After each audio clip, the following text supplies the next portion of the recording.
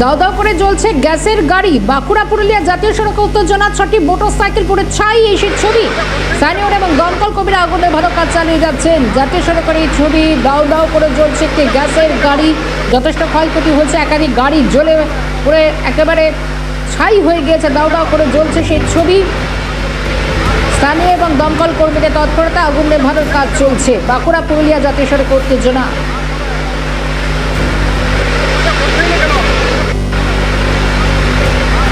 যে বাঁকুড়া পুরুলিয়া যে রাজ্য সড়ক রয়েছে সেখানে যে সিএনজির গাড়ি, সেই সিএনজির গাড়ি কিন্তু দাও দাও করে এখানে আগুন জ্বলতে থাকে এবং তারপরে শুধু সেই আগুন না, এই আগুন কিন্তু বিস্তৃত জায়গায় ছড়িয়ে পড়ে এবং সাইডে দাঁড়িয়ে থাকা বেশ কিছু মোটরসাইকেল রয়েছে। সেই সব মোটরসাইকেল গুলো কিন্তু একদম পুরো ছাই হয়ে গেছে। ইতিমধ্যে কিন্তু দমকলের কর্মীরা চলে এসেছে এবং তারা কিন্তু দ্রুততার সহিত সেই সিএনজি যে গ্যাস গাড়ি, সেই গ্যাস গাড়ি কিন্তু আগুন নেভানোর কাজ করছে।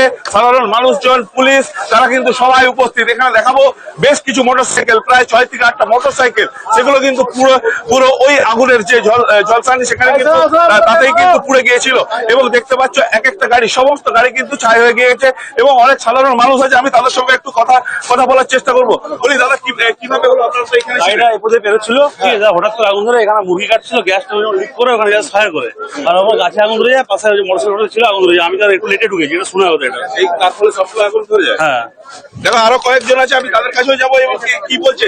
আর একটা জিনিস দেখায়, দেখো দমকলের কর্মীরা কিন্তু তৎপর এবং পুলিশ প্রশাসন তারাও কিন্তু রীতিমতো কিন্তু এখানে হাজির হয়েছে এবং সেখানে দেখতে পাচ্ছে এই এলাকায় কিন্তু স্কুল রয়েছে। সেই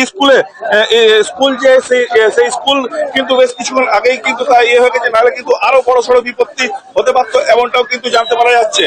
দেবারতী, দেখো এক একটা মোটরসাইকেল, সমস্ত মোটরসাইকেল কিন্তু একদম দগ্ধীভূত হয়ে গিয়েছে। এই এলাকায় যে সাধারণ ঘরদোর রয়েছে এবং তার ফলে কিন্তু কিছু যে সমস্যা হতেই পারতো সেটা কিন্তু একদম বলাই যায়। কিন্তু তৎপর রয়েছে কিন্তু পুলিশ প্রশাসন থেকে এবং পুলিশ কিন্তু সেখানে কিন্তু সাধারণ মানুষ তাদেরকে কিন্তু একদম হাঁটিয়ে দিচ্ছে এবং সেখানে কিন্তু একদম জল দিয়ে সেই কিন্তু নিয়ন্ত্রণে কিন্তু চলছে।